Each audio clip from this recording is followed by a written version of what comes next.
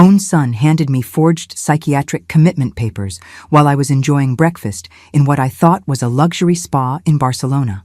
I smiled, signed them with a flourish, and 2 hours later found myself locked in a foreign mental institution. But Brandon forgot one crucial detail about his dear old mother. I didn't survive 30 years of marriage to his manipulative father without learning a few tricks of my own. Comment your city below and subscribe to stay connected. Time to dive into the story. Let me back up and tell you how a perfectly planned mother-son bonding trip turned into the most expensive mistake of my children's lives. 3 weeks ago, I was just Margaret Harrison, recent widow, sitting in my Phoenix living room, wondering what to do with the rest of my life. Then Brandon showed up with his wife Amber, all smiles and concern, talking about how I needed a change of scenery after Dad's funeral. How thoughtful of them to plan an all-expenses-paid trip to Spain. I should have known something was wrong when Amber actually volunteered to help me pack. "Mom, you're going to love this place," Brandon said, squeezing my hand as our taxi pulled up to what looked like a medical facility disguised as a resort. The Serenity Wellness Center specializes in helping people your age transition to their next life chapter. Their next life chapter. At 62, apparently, I was already being written off as someone whose story was nearly finished. The irony wasn't lost on me that my own children thought I needed help transitioning when they were the ones about to need all the help they could get. The building was gorgeous, I'll give them that. White stone walls, perfectly manicured gardens, fountain in the courtyard. Very expensive looking, very convincing. The kind of place that would make anyone feel safe and cared for, right up until the moment they realized they'd been had. "Mrs. Harrison, welcome," said Dr. Martinez, a thin man in an expensive suit who appeared the moment we walked through the doors. "We've been expecting you." Of course they had. My son had been planning this for months, probably since the moment Dad's will was read and he learned I'd inherited everything. All $2.3 million of it, plus the house, plus Dad's life insurance. Quite a motivator for filial devotion. "The grounds are beautiful," I told Dr. Martinez, "because what else do you say when you're being led like a lamb to slaughter?" "How long has this facility been operating?" "Oh, we've been helping families like yours for many years," he replied smoothly. "Transitions can be difficult, but we make them as comfortable as possible." Amber linked her arm through mine, playing the devoted daughter-in-law. "We researched dozens of places, Mom Margaret. This one has the best reputation for people dealing with adjustments. Adjustments. There was that word again. I was starting to hate it almost as much as I was starting to hate them. They showed me to my room. Spacious, pleasant, with a beautiful view of the gardens. Amber helped me unpack while Brandon spoke quietly with Dr. Martinez in the hallway. I could catch fragments of their conversation through the thin walls. "The paperwork is all in order. American consulate, temporary guardianship, medical necessity, medical necessity. For a woman who just buried her husband of 35 years but was otherwise perfectly healthy. I felt my blood pressure rising, but I kept my expression calm, pleasant. Let them think their plan was working perfectly. "Mom, we hate to leave you here alone," Brandon said when they returned to my room. "But Amber and I have some business to take care of in Madrid. We'll be back in a few days to check on you." "Take your time," I said sweetly. "I'm sure I'll be just fine here." Oh, I was going to be more than fine. I was going to be spectacular. But first, I needed to figure out exactly what game they were playing and how deep this betrayal went. As I watched their taxi disappear down the tree-lined drive, I felt something I hadn't experienced in years. Pure, focused anger. And it felt wonderful. That evening at dinner, I struck up conversations with other guests. What I learned made my blood run cold. This wasn't a wellness center. It was a private psychiatric facility that specialized in difficult family situations. Half the people here had been committed by relatives who stood to inherit from them. The other half were genuinely ill and had no idea what was happening around them. "How long have you been here?" I asked Elena, a woman about my age who spoke English with a slight accent. 8 months, she said sadly. "My daughter says I need treatment for dementia, but I remember everything perfectly. I just can't prove it because they control all communication with the outside world." 8 months. I felt sick thinking about what my children had planned for me, but I also felt something else. Determination. Whatever papers they'd had me sign, whatever lies they'd told about my mental state, I was getting out of here. And when I did, they were going to learn exactly how lucid their mother really was. The next morning brought my first real taste of what Brandon and Amber had arranged for me. Dr. Martinez appeared at my room at 7 a.m. with a cheerful smile and a clipboard full of documents. Mrs. Harrison, we need to complete your intake evaluation today. Just some standard paperwork to ensure we provide the best possible care. I glanced at the forms. Commitment authorization, treatment consent, financial power of attorney transfer. My son hadn't just had me institutionalized. He'd been setting up to control my entire estate while I was locked away.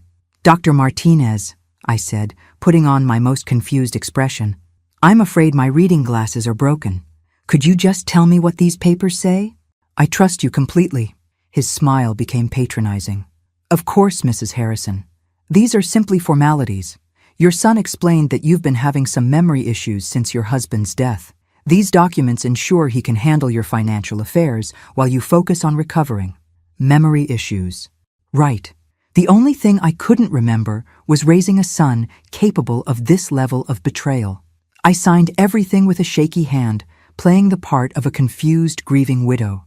But as I wrote my name, I was memorizing every detail, the legal language, the witness signatures, the official seals. If these documents were forgeries, I'd need proof. If they were legitimate, I'd need to understand exactly how my rights had been signed away. After the paperwork session, Dr. Martinez introduced me to my treatment team, a psychiatrist who didn't speak English well enough to conduct a proper evaluation, a social worker who'd clearly never met me before, but had extensive notes about my deteriorating mental state, a nurse who looked at me like I might become violent at any moment. Mrs. Harrison has been experiencing significant cognitive decline, the psychiatrist Dr. Vega read from a file. According to her family, she's shown increasing paranoia, memory loss, and inability to manage daily tasks. I sat quietly while they discussed my supposed symptoms. Paranoid delusions about family members trying to steal from her, forgetting to pay bills, getting lost while driving, talking to her deceased husband as if he were still alive. Every single symptom was a lie, but they were specific lies, detailed lies, the kind that could only come from someone who knew me well and had spent time thinking about how to destroy my credibility. My own son had crafted a fictional version of my mental state that was thorough enough to convince medical professionals. We'll start you on a mild sedative, Dr. Vega continued, to help with the anxiety and confusion. Many patients find it helps them adjust to their new living situation. Sedatives. Of course. Keep the inconvenient mother drugged and compliant while her devoted children emptied her bank accounts. I nodded and smiled, but inside, I was calculating. How long would it take them to drug me into actual incompetence? How quickly could I get word to someone on the outside? How many laws were they breaking, and could I prove it? That afternoon, during what they called therapeutic recreation time, I made my first ally. Maria Santos was a janitor who'd been working at the facility for 6 years. She spoke excellent English and had a daughter back home in Mexico who she supported with her salary. Mrs. Harrison, she said quietly while mopping the floor near where I sat reading, you don't seem like the others. I looked up, meeting her eyes carefully. What do you mean? The ones whose families bring them here, they're usually, she gestured vaguely, different, confused. You seem very aware of everything. Maria was taking a risk by talking to me. Staff weren't supposed to question patient commitments, but something about my situation bothered her, and I needed to find out what she knew. Maria, can I ask you something? In your experience, how often do patients leave here? Her expression darkened. The ones with dementia? Never. The ones whose families pay for long-term care? Almost never. But you?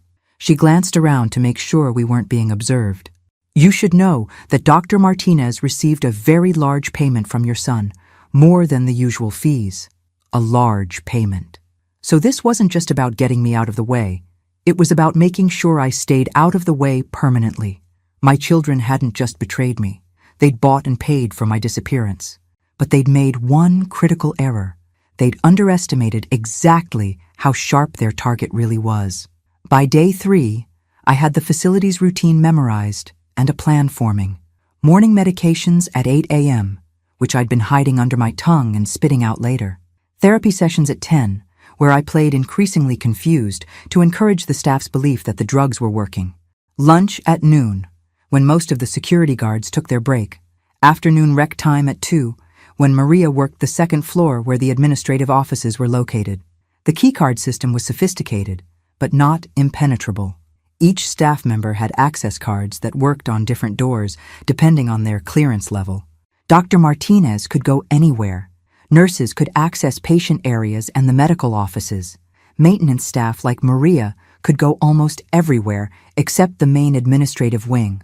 But there was one door that didn't require a key card, the emergency exit in the laundry room. I discovered it during my first night when I couldn't sleep and went wandering. The door had an alarm, but it was the kind that could be bypassed if you knew what you were doing. And thanks to 35 years married to an engineer who loved explaining security systems, I knew exactly what to do. The real challenge wasn't getting out of the building. It was getting to the American consulate in Barcelona with proof of what had been done to me. I needed those commitment papers, the financial documents, evidence of the payments Brandon had made. Without proof, I'd just be another confused elderly woman making wild accusations about her caring family. That's where Maria became invaluable. "The papers you signed," she said during our third careful conversation. "Dr. Martinez keeps copies in his office, along with correspondence from families, payment records, everything." "How do you know that?" "Because I clean his office. And because I've been watching this place destroy families for 6 years. Some of us who work here, we see what really happens." Maria wasn't the only staff member who had concerns about the facility's practices.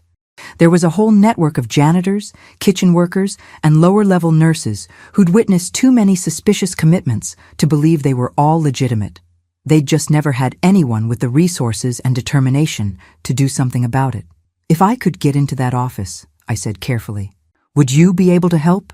Maria was quiet for a long moment. "Mrs. Harrison, if you're caught trying to escape, they'll move you to the secure wing. Patients in the secure wing never leave. Then I won't get caught."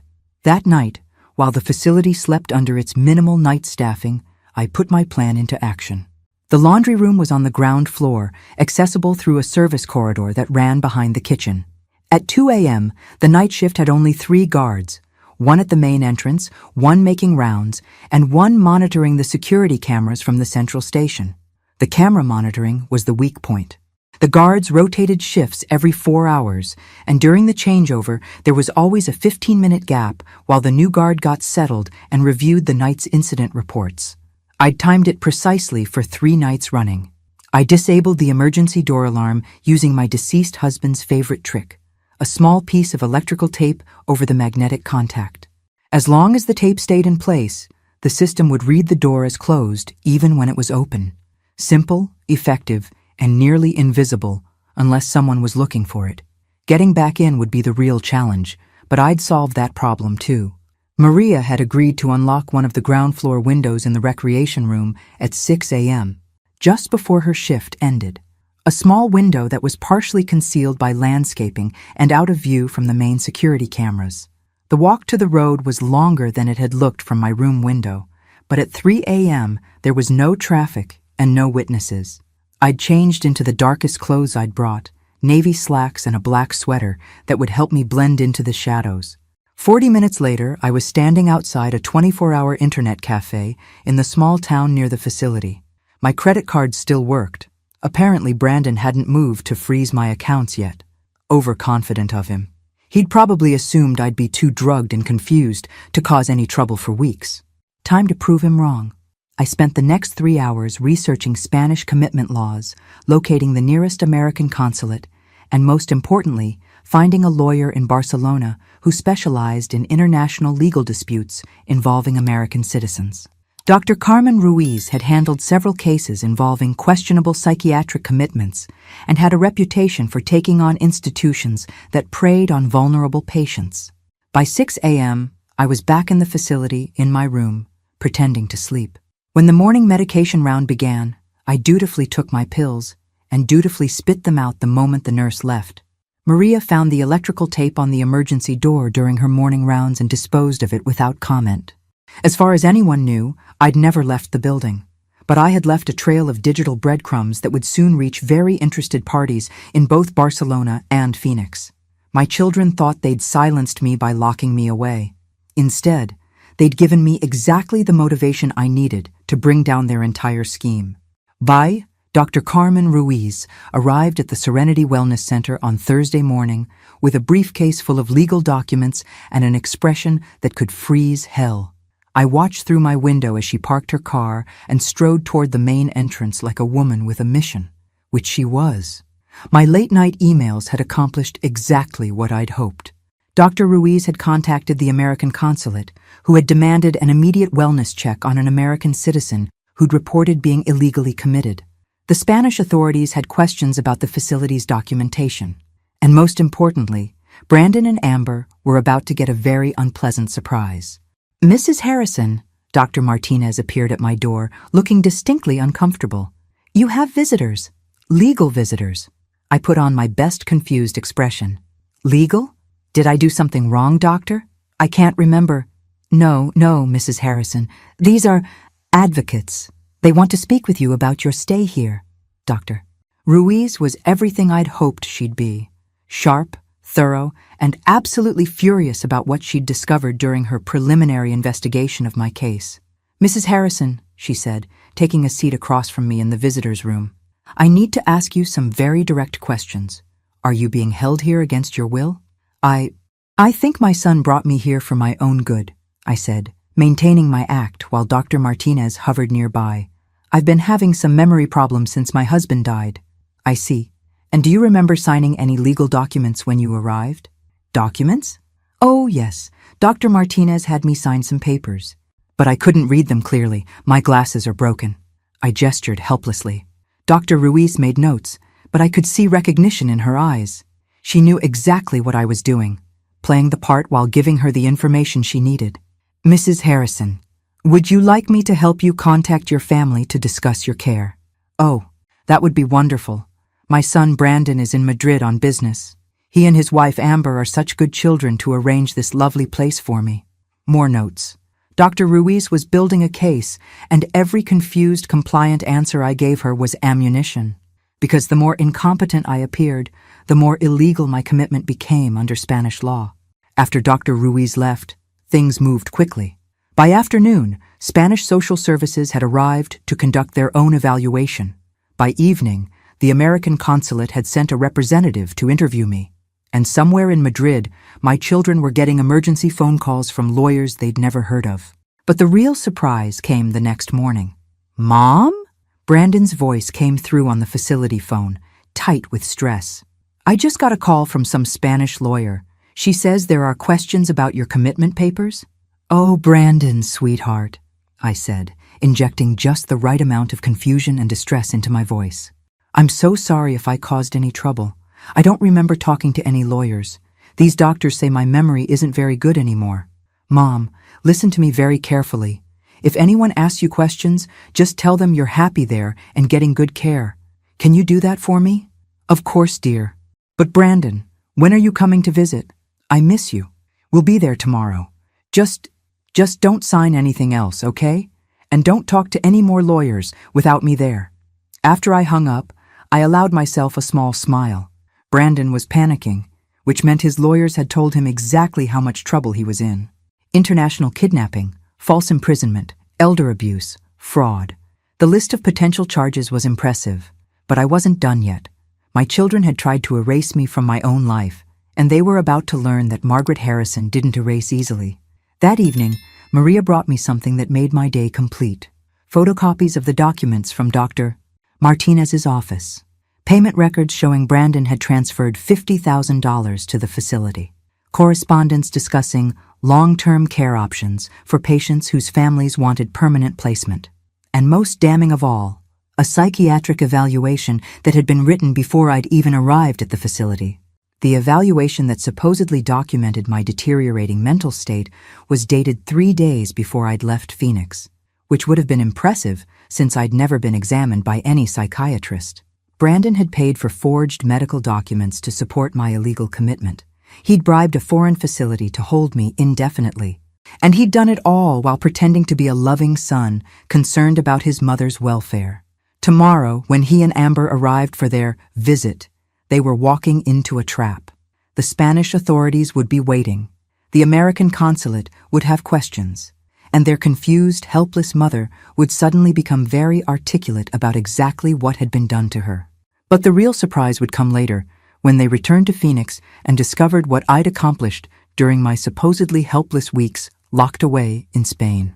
Brandon and Amber arrived at the facility Friday morning, looking like they hadn't slept in days. Good.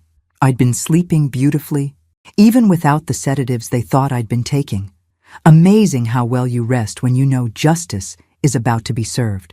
Mrs. Harrison, Dr. Martinez said, ushering them into the visiting room where I waited. Your son and daughter-in-law are here to see you. I looked up with the expression of someone whose medication was making everything fuzzy.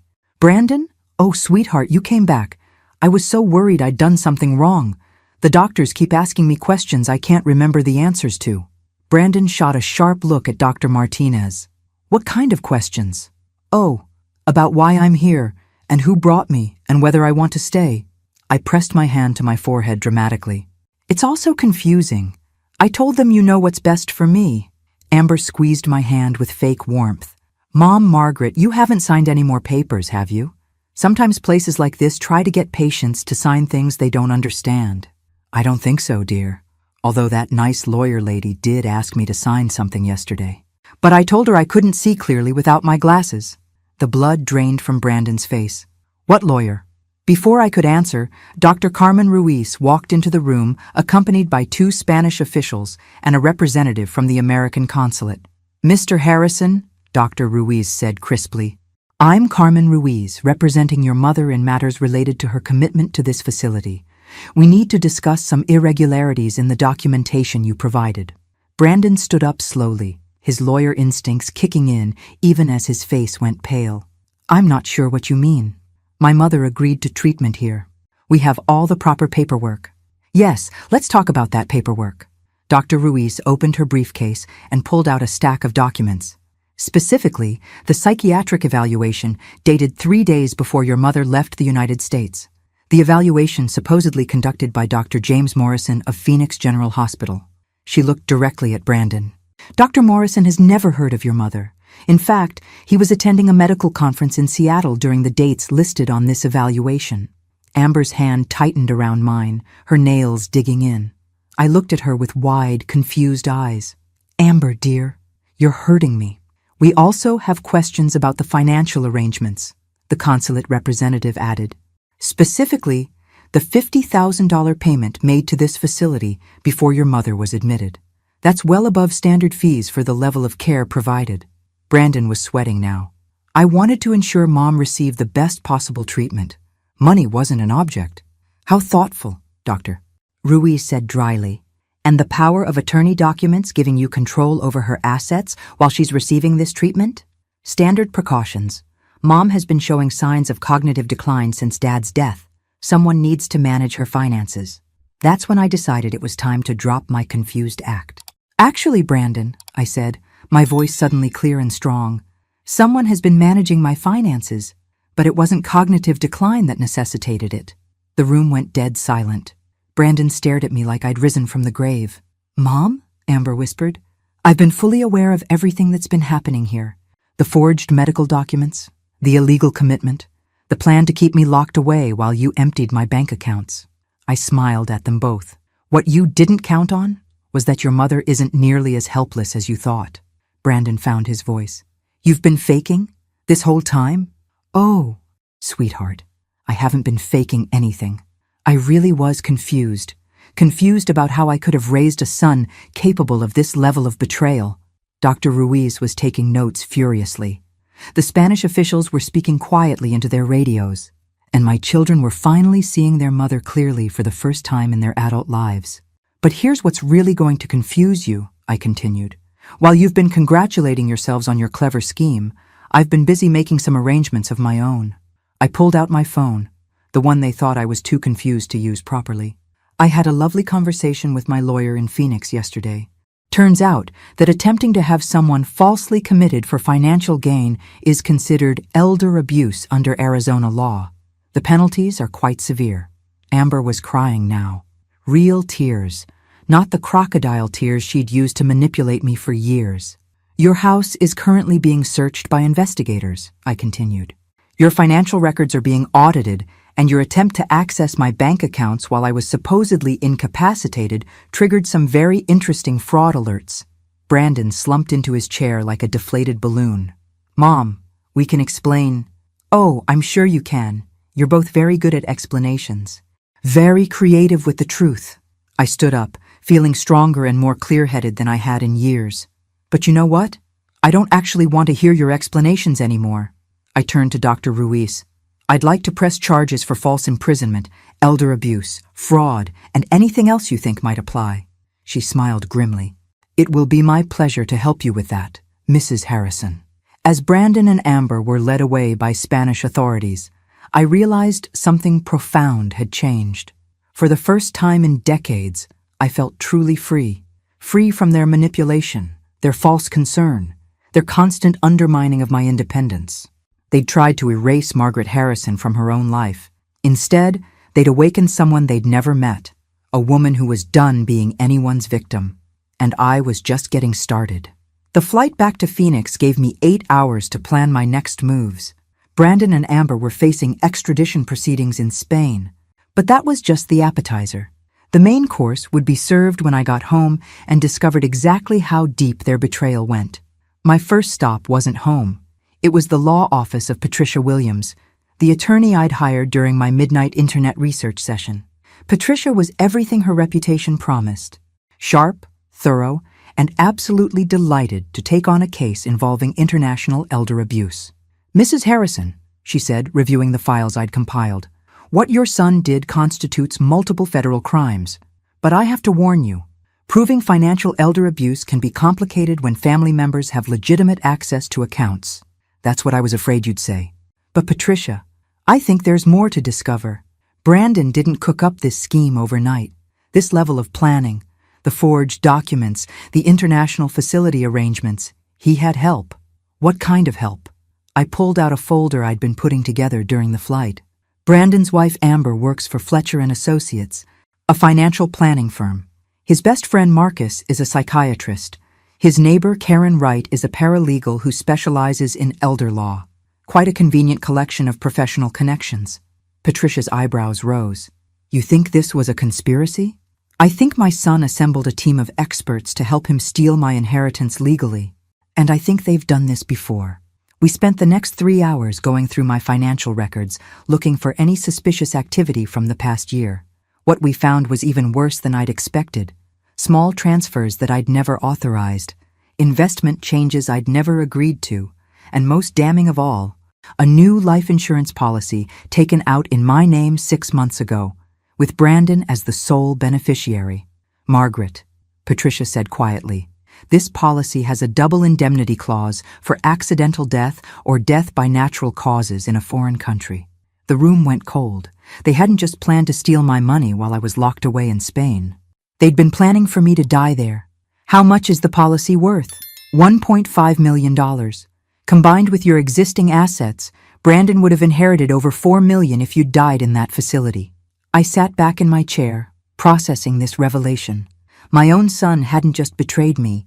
He'd been planning my murder, disguised as natural causes brought on by the stress of foreign institutionalization, but murder nonetheless. Patricia, I want to know everything. Every person who helped him, every document they forged, every law they broke, and I want them all held accountable.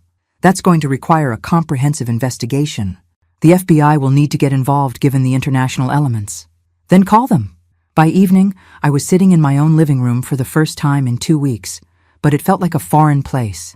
Everything looked the same, but knowing what had been planned here, what conversations had taken place about my future, made me feel like I was sitting in a crime scene. My phone rang. It was Detective Sarah Martinez from the Phoenix Police Department's Elder Abuse Unit. Mrs. Harrison, we've finished our preliminary search of your son's residence. You need to see what we found. 20 minutes later, I was standing in Brandon's home office. looking at evidence that made my blood run cold.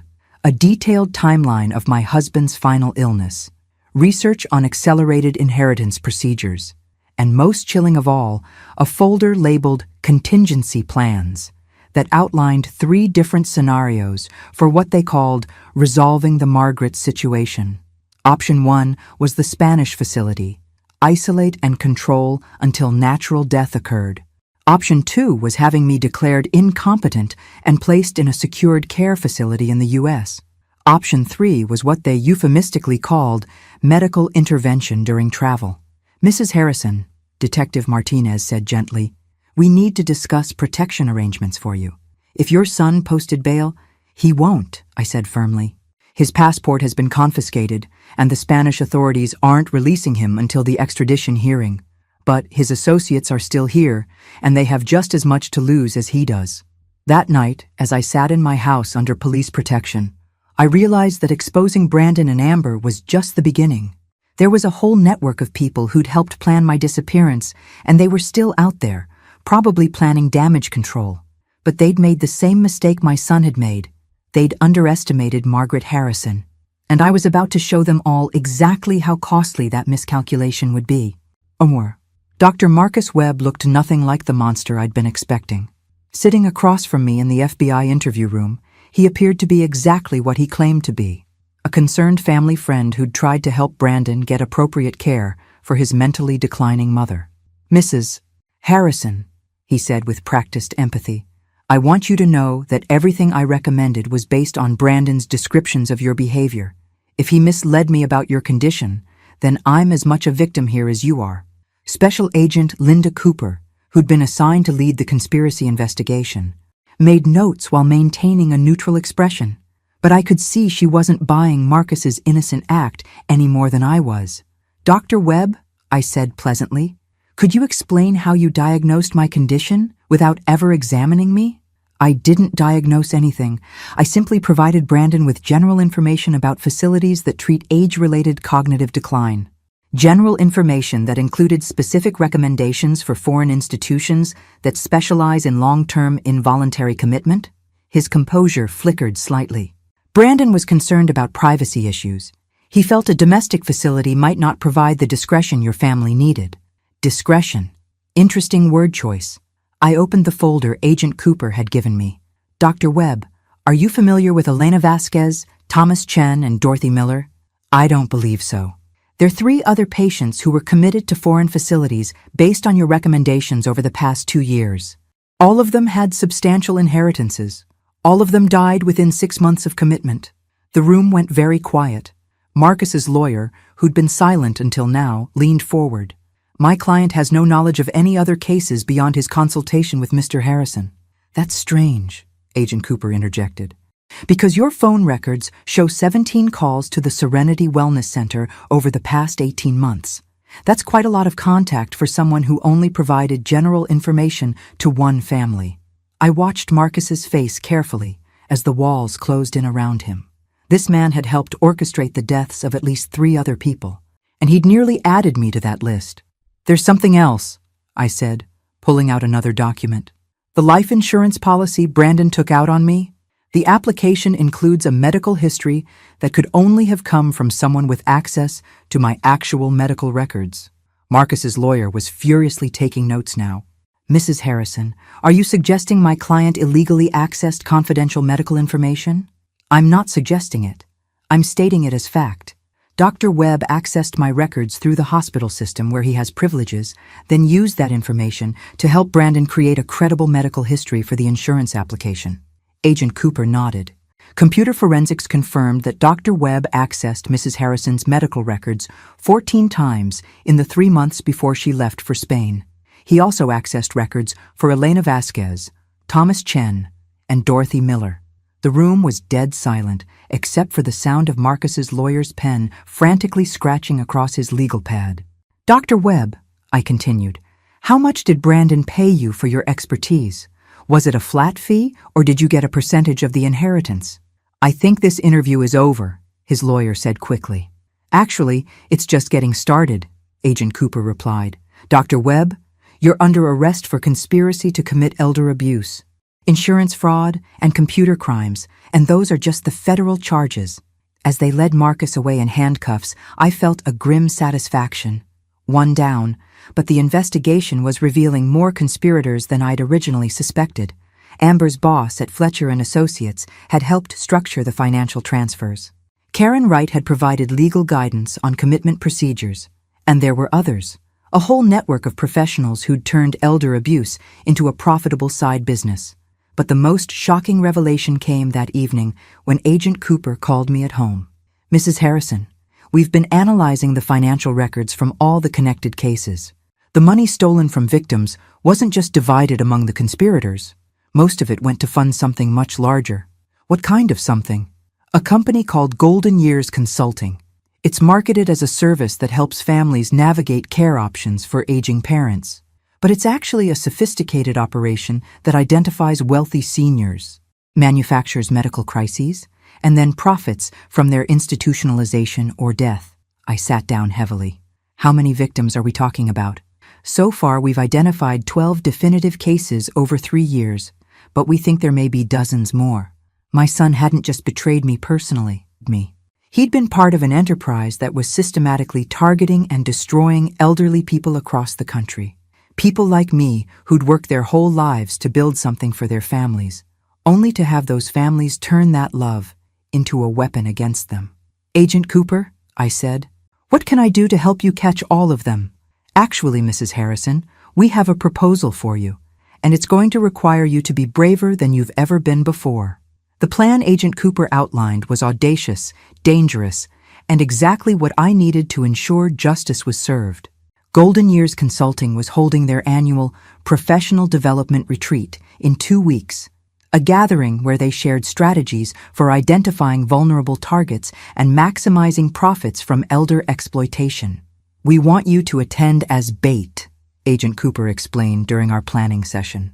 "You'll pose as a wealthy recent widow looking for advice on protecting your assets from potentially greedy family members. The goal is to get them to reveal their methods on tape. Essentially, I'll be shopping for services to protect myself from people like my own son." "Exactly. But Mrs. Harrison, I need you to understand the risks. If they suspect you're working with us, or if they recognize you from the news coverage of Brandon's arrest, they'll try to eliminate me permanently." I finished her thought. "Agent Cooper, these people planned my murder. The least I can do is help ensure they can't do it to anyone else." The retreat was being held at an exclusive resort in Scottsdale, the kind of place where wealthy retirees go to spend their golden years in comfort and security. The irony wasn't lost on me that these predators had chosen a venue designed to represent everything they were destroying. I spent a week preparing for my role. Patricia Williams helped me create a fake identity, Eleanor Blackwood, recently widowed, inheritor of a tech fortune, and supposedly paranoid about her stepchildren's intentions. Agent Cooper's team provided me with sophisticated recording equipment and a detailed backstory that would withstand scrutiny. But the most important preparation was psychological. I had to present myself as the kind of vulnerable target these people preyed upon while actually being strong enough to outwit them. It was a delicate balance between appearing weak and staying alert. The retreat attendees were exactly what I'd expected. Well-dressed professionals who'd found a way to monetize human misery. Doctors, lawyers, financial planners, even funeral directors who specialized in expediting family transitions during difficult times. Dr. Rebecca Chen, the retreat coordinator, welcomed me warmly during registration. "Eleanor, I understand you're dealing with some family complications regarding your inheritance? My late husband's children have made it very clear they think I'm too old to manage significant assets," I said, injecting just the right amount of worry into my voice. "I need to know what options I have to protect myself." "You've come to the right place. We specialize in helping people in situations exactly like yours." The presentations were chilling. Workshop titles included Medical Documentation for Expedited Competency Challenges, International Care Facility Placement, and Asset Protection During Family Transitions. Each session was essentially a how-to guide for stealing from elderly people while maintaining legal cover. During the lunch break, I found myself sitting with 3 other clients, all wealthy widows who'd been referred by family members. What I learned from them made me sick. My daughter brought me here, said Janet Morrison, a 74-year-old from Tucson. She says I need to be more realistic about my future care needs. But honestly, I feel fine. Same here, added Patricia Wells. My son-in-law is very concerned about my financial management. He thinks I should simplify my affairs. These women were being set up for the same treatment I'd narrowly escaped. Their own families had brought them here to be evaluated as potential targets. That afternoon session was led by Dr. Marcus Webb's replacement, a smooth-talking psychiatrist named Dr. James Morrison, who specialized in rapid cognitive assessments for time-sensitive family situations. Ladies, he told our group, the key to protecting yourself is recognizing when you're no longer capable of making sound decisions. Many people resist help because they don't realize their judgment has been compromised. He was literally teaching these women to doubt their own mental competence while he evaluated them as potential victims. But the most damning session came that evening, when Dr. Rebecca Chen addressed the professional attendees in what she thought was a private meeting. Thanks to Agent Cooper's surveillance team, I was able to listen to the entire presentation from my room. This year's client pool shows excellent potential, she said, reviewing profiles of the widows they'd identified. Eleanor Blackwood in particular represents a high-value opportunity. Recent bereavement, substantial assets, and stepchildren who've already expressed concern about her judgment. They weren't just planning to help my fake stepchildren steal from me. They were planning to help them kill me. The Blackwood case will require our full international package, Dr. Morrison added. Given the asset size, we'll want to ensure complete resolution within 6 months. Complete resolution. Their euphemism for murder.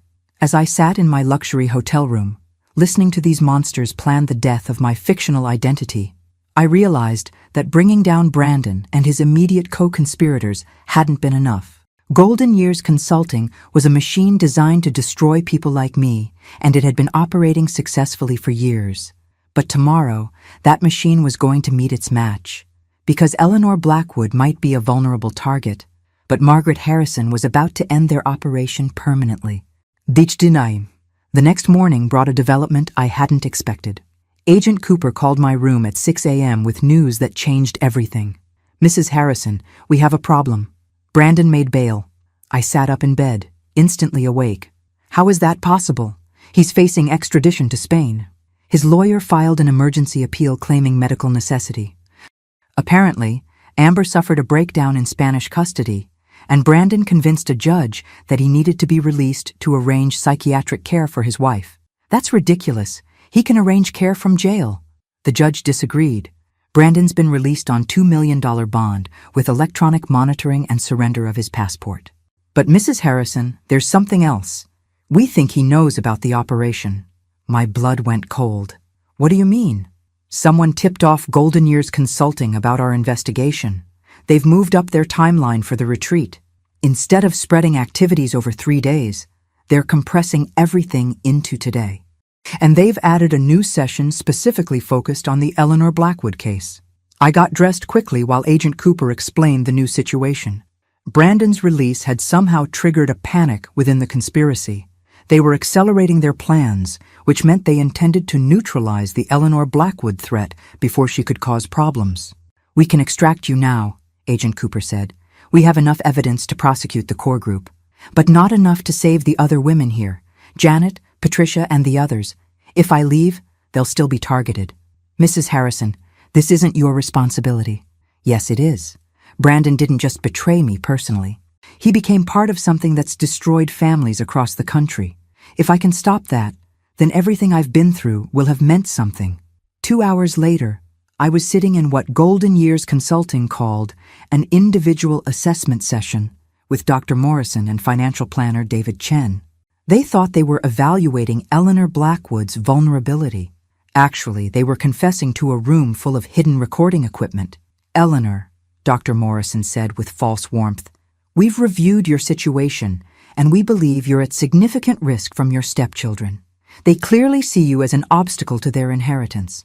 What kind of risk? I asked. Playing scared. Legal challenges to your competency.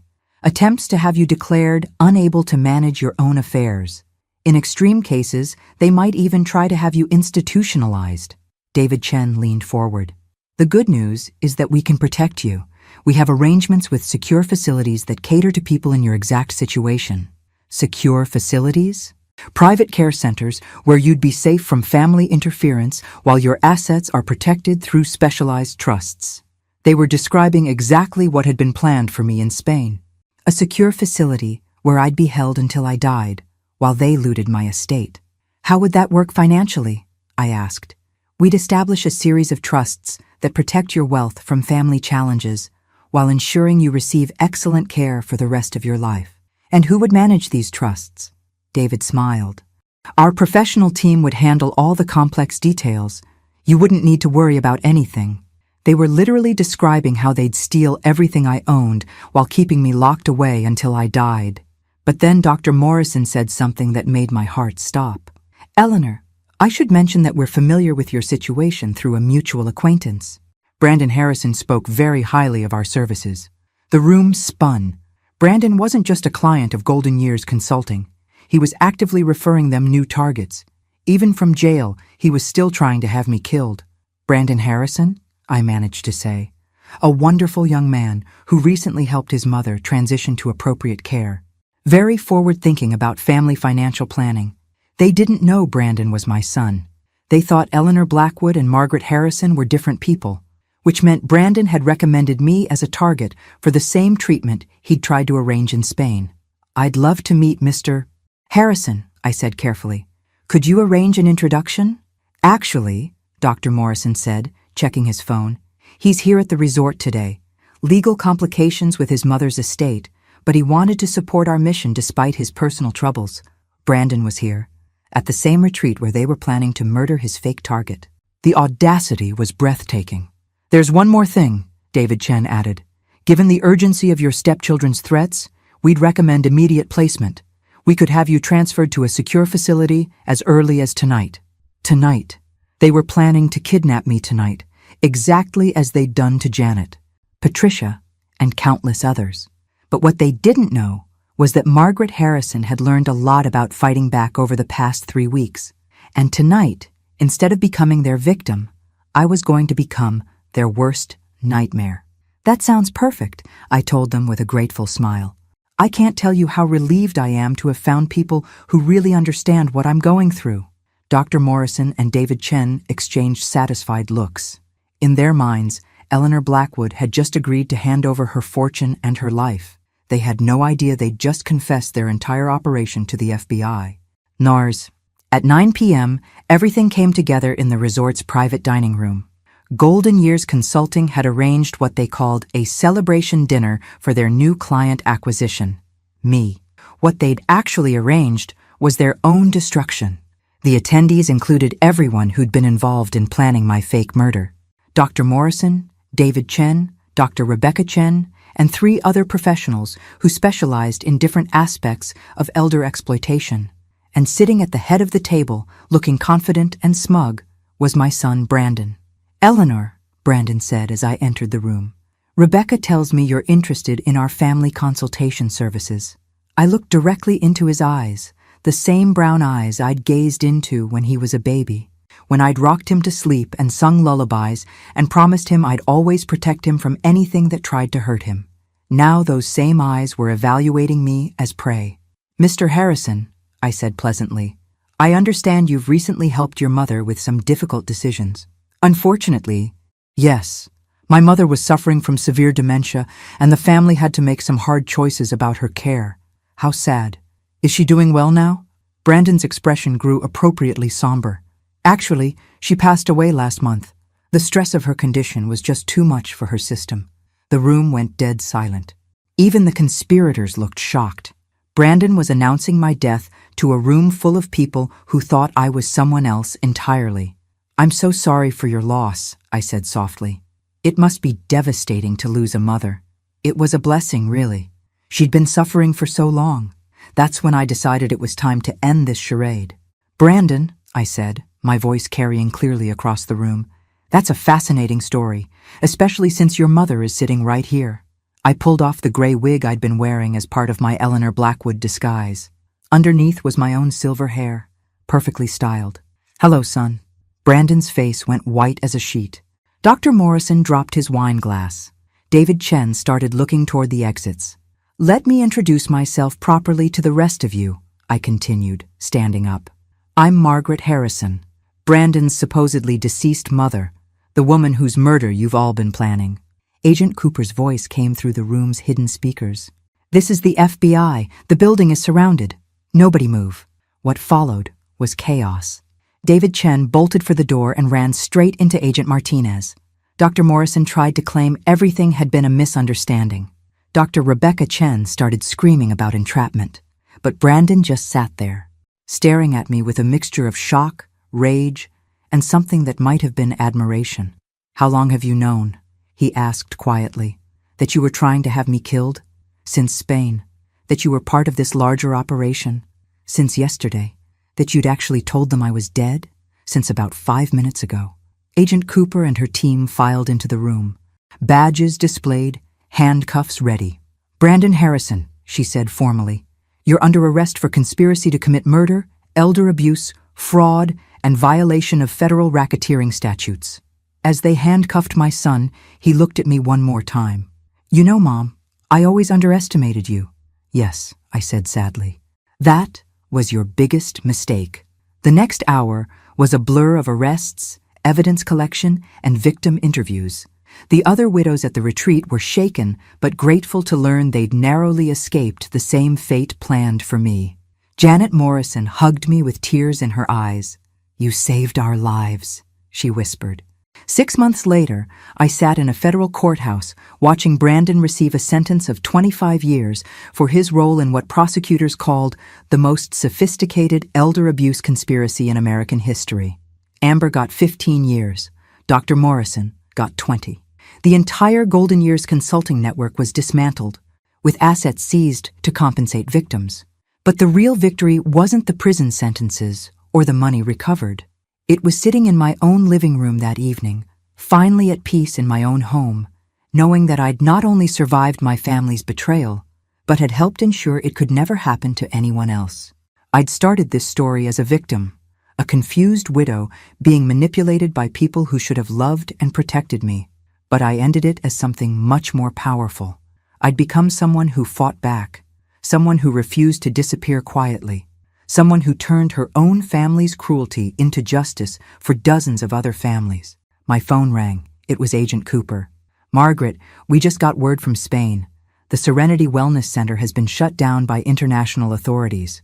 They're investigating connections to similar operations across Europe." I smiled, looking out at the garden I'd planted in my backyard. Roses that would bloom every spring. A tangible reminder that some things grow stronger after surviving difficult seasons. "Agent Cooper, that's wonderful news. There's something else. The Victims' Compensation Fund has been approved. Between that and the civil settlements, you're looking at receiving approximately $8 million. $8 million. More money than I'd ever imagined having. But more importantly, it was justice. Proof that my fight had meant something. "What will you do now?" Agent Cooper asked. I thought about that question as I looked around my home, the house I'd nearly lost, filled now with my own choices, my own memories, my own future. "I think I'll travel," I said. "There are places I always wanted to see but never had the chance. And who knows, maybe I'll write a book about everything that happened. Other people should know that it's never too late to fight back." After we hung up, I sat in the quiet of my own space, truly alone for the first time in decades. Not lonely, alone by choice, in control of my own life, answerable to no one but myself. My children had tried to erase me from my own story. Instead, they'd helped me discover exactly how strong I really was. And that discovery was worth more than all the money in the world. Outside my window, my roses were blooming beautifully,